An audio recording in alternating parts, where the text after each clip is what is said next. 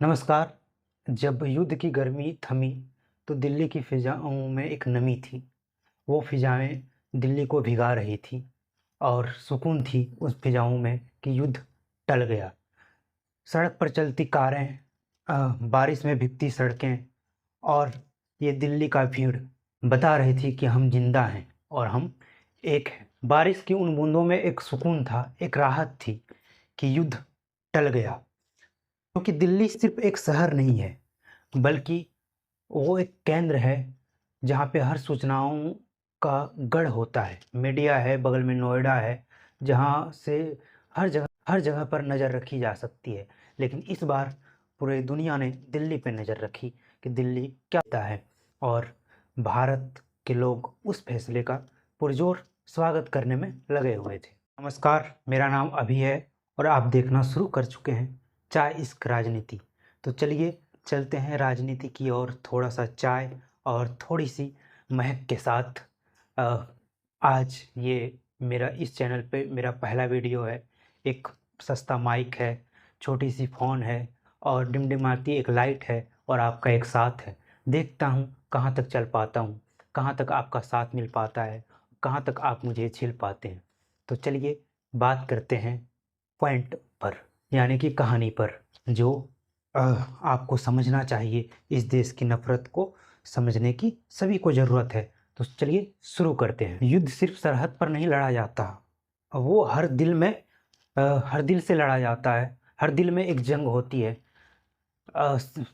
फौजी लड़ते हैं मोर्चे पे, तो कोई साथी लड़ते हैं सोशल मीडिया पे। यानी कि एक युद्ध में उस देश का नागरिक जहाँ है वहीं से अपने देश को गौरवान्वित महसूस करा सकता है। कोई सोशल मीडिया पे सच का साथ देकर, कोई ट्रेन में खड़े फौजियों को सीट देकर, कोई झंडे को देखकर अपने आंखों को नम कर कर, हर कोई इस युद्ध में अपना योगदान देते हैं, एकता का परिचय देते हैं।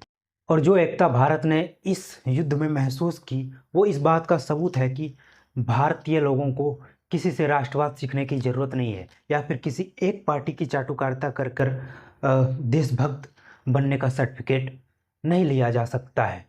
समय आने पर सब अपने तरीके से, अपने कामों से, अपने कर्म से देश को गौरवान्वित महसूस कराते हैं और अपनी देशभक्ति दिखाते हैं।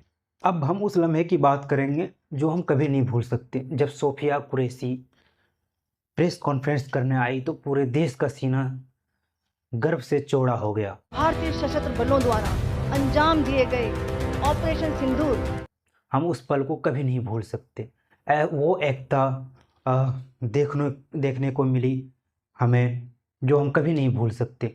सबने एक साथ देश के लिए नारे लगाए, सबके अंदर जुनून था। फिर जब एक मुसलमान फौजी शहीद हुआ तो लगा कि देश से अब ये नफ़रत हटने वाला है। लेकिन ये नफ़रत सिर्फ कुछ ही वक्त का ये दिखावा और ये जो गर्व सीना चौड़ा करने वाला पल था, ये सिर्फ कुछ ही मिनट और कुछ ही दिनों का खेल था। क्योंकि देश जंग में था और जंग में सब कुछ जायज़ होता है। युद्ध खत्म होते ही फिर कुछ लोग अपने एजेंडे पर वापस लौट आए।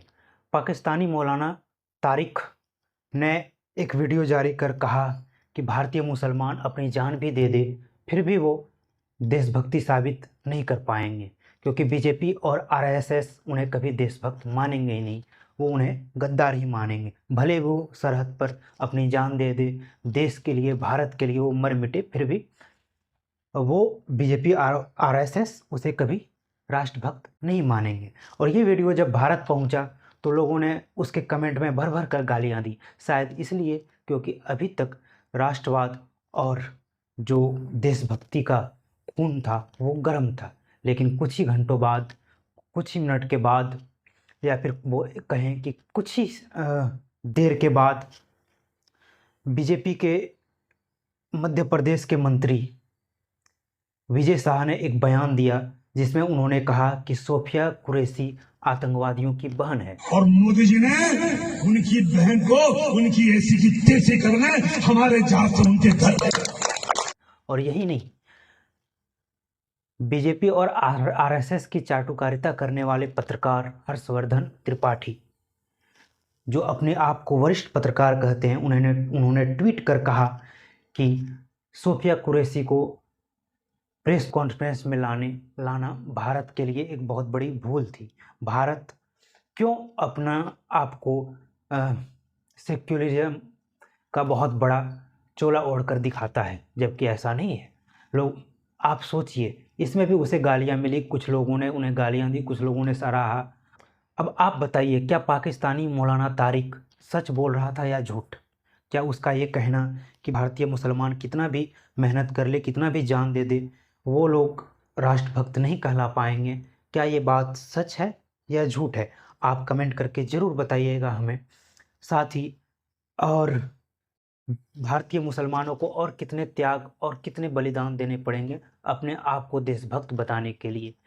क्यों भारत के लोग, खास करके बीजेपी और आरएसएस, उस पर अपना भरोसा जाहिर नहीं कर पाते हैं? क्या वजह है? शायद एक वजह वोट बैंक भी हो सकता है, लेकिन क्या देश से बढ़कर वोट बैंक है?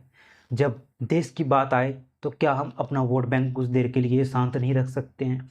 बीजेपी के मंत्री का ऐसा बयान क्या इस देश और इस देश की बेटियों के जो गर्व करने वाले पल हैं उस पर क्या निशाना नहीं है? आप कमेंट करके ज़रूर बताइएगा और चैनल को सब्सक्राइब कर लीजिए, लाइक कर दीजिएगा और शेयर भी ज़रूर कीजिएगा। ये मेरा पहला वीडियो था, अगर कुछ गलती हो जाए तो मुझे माफ़ कर दीजिएगा। धन्यवाद, मिलते हैं अगले वीडियो में।